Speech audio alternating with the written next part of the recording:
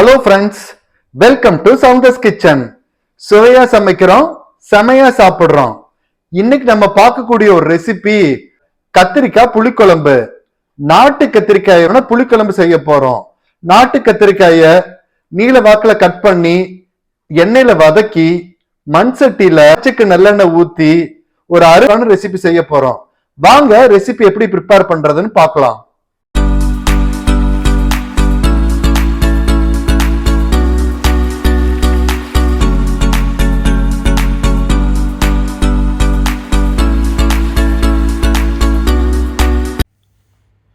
நாட்டு கத்திரிக்காய், பொடிதாக நறுக்கிய சின்ன வெங்காயம், தக்காளி, சிறிதாக நறுக்கிய தக்காளி, வெள்ளைப்பூண்டு, கறிவேப்பிலை சிறிதளவு,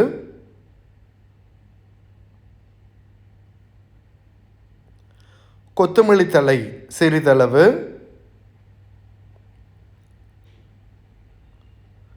கடுகு மற்றும் வெந்தயம், காய்ந்த மிளகாய் சிறிதளவு, மிளகாய்த்தூள் சிறிதளவு, மஞ்சள் தூள் சிறிதளவு, மல்லித்தூள் சிறிதளவு, புளி, எலுமிச்சம்பழ அளவு புளியை இந்த மாதிரி தண்ணியில் கொஞ்ச நேரம் ஊற வச்சுக்கோங்க. இதுதான தேவையான பொருட்கள். ஒரு பாத்திரத்தில் புளியை நல்லா கரைச்சி எடுத்துக்கோங்க. கரைச்சி எடுத்துட்டு அதில் உப்பு சேர்த்துக்கோங்க. உப்பு சேர்த்ததுக்கப்புறம் நம்ம வச்சுருக்கக்கூடிய மஞ்சத்தூள் சேர்த்துக்கோங்க. மஞ்சத்தூள் சேர்த்துட்டு அதுக்கப்புறம் மிளகாத்தூள் சேர்த்துக்கோங்க.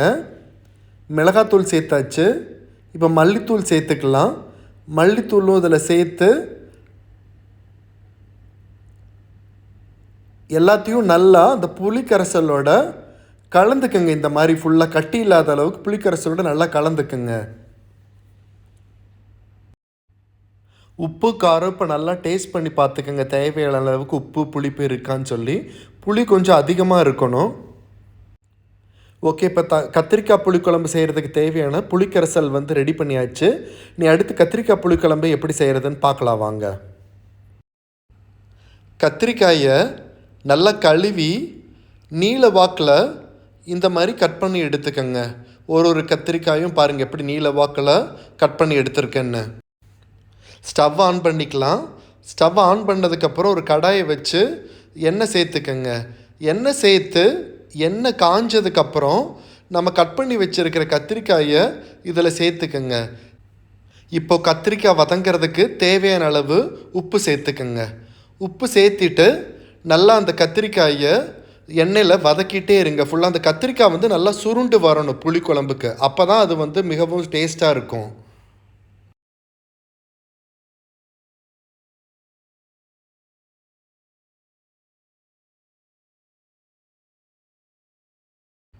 கத்திரிக்காய் இந்த மாதிரி நல்லா சுருண்டு வர அளவுக்கு எண்ணெயில் வதக்கி எடுத்துக்கோங்க. கத்திரிக்காய் புளிக்குழம்பு இன்றைக்கி நான் மண் சட்டியில் செய்ய போகிறேன். இப்போ ஸ்டவ் ஆன் பண்ணி மண் சட்டி வச்சு இதில் மரச்செக்கு நல்லெண்ணெய் சேர்த்துக்கிறேன். ஏன்னா மரச்செக்கு நல்லெண்ணெய் நல்ல ஒரு டேஸ்ட்டை கொடுக்கும். அதுக்காக இந்த புளிக்குழம்புனாலே உங்களுக்கு நல்லெண்ணெய் தான் நல்ல ஒரு டேஸ்ட்டாக இருக்கும். அதனால் மரச்செக்கு நல்லெண்ணெய் சேர்த்துக்கிறேன். இப்போ எண்ணெய் நல்லா காஞ்சிருச்சு. காஞ்சதுக்கப்புறம் இதில் கடுகு வெந்தயம் சேர்த்துக்கோங்க. கடுகு வெந்தயம் நல்லா பொரியட்டும். கடுகு வெந்தயம் பொரிஞ்சதுக்கப்புறம் சின்ன வெங்காயம் சேர்த்துக்கோங்க. சின்ன வெங்காயம் சேர்த்துட்டு அதுக்கப்புறம் வெள்ளைப்பூண்டு சேர்த்துக்கோங்க. கருவேப்பிலை சேர்த்துக்கலாம். கருவேப்பிலை சேர்த்ததுக்கப்புறம் காஞ்ச மிளகாய் சேர்த்துக்கோங்க. சேர்த்துட்டு இது எல்லாத்தையும் இந்த நல்லெண்ணெயில் நல்லா வதக்கி கொடுங்க. வெங்காயம் நல்லா வதங்கட்டும். வெங்காயம் வதங்கிறதுக்கு உப்பு கொஞ்சமாக சேர்த்துக்கங்க. வெங்காயம் நல்லா வதங்கிறதுக்கு இப்போ எல்லாத்தையுமே நல்லா எண்ணெயில் இந்த வெங்காயம் பொன்னிறமாக மாறுற அளவுக்கு வதக்கிட்டே இருங்க. ஃப்ளேம் மீடியமில் வச்சுக்கோங்க. ஓகே, இப்போ வெங்காயம் நல்லா அந்த எண்ணெயில் வதங்கிருச்சு. இப்போ தக்காளி சேர்த்துக்கலாம். தக்காளி சேர்த்து தக்காளியும் நல்லா வதங்கணும் இந்த எண்ணெயில். தக்காளி நல்லா இந்த மாதிரி வந்து வதக்கிட்டே இருங்க. இப்போ வெங்காயம் தக்காளியெல்லாம் நல்லா வதங்கிருச்சு. இந்த ஸ்டேஜில் நம்ம எண்ணெயில் வதக்கி எடுத்து வச்சுருக்கக்கூடிய கத்திரிக்காயை சேர்த்து ஒரு நிமிஷம் மறுபடியும் வதக்குங்க. இப்போ இந்த ஸ்டேஜில் நம்ம கரைச்சி வச்சுருக்கிற புளிக்கரைசலை சேர்த்துக்கலாம். புளிக்கரைசலை சேர்த்து இதோட கத்திரிக்காயோட நல்லா கலந்து விடுங்க. தேவைப்பட்டால் தண்ணி இந்த ஸ்டேஜில் சேர்த்துக்கங்க. தண்ணி சேர்த்துட்டு ஃப்ளேமை ஹையில் வச்சு நல்லா அந்த புளிக்கரைசல் வந்து சுண்டி வரணும், அந்த அளவுக்கு கொதிக்க விடுங்க. இப்போ பாருங்கள், இந்த தண்ணியெல்லாம் சுண்டி அந்த புளிக்கரைசல் வந்து நல்லா அந்த மாதிரி மேலே எண்ணெய் மிதந்து வர அளவுக்கு இந்த ஸ்டேஜ் வர வந்து நல்லா கொதிக்கணும்.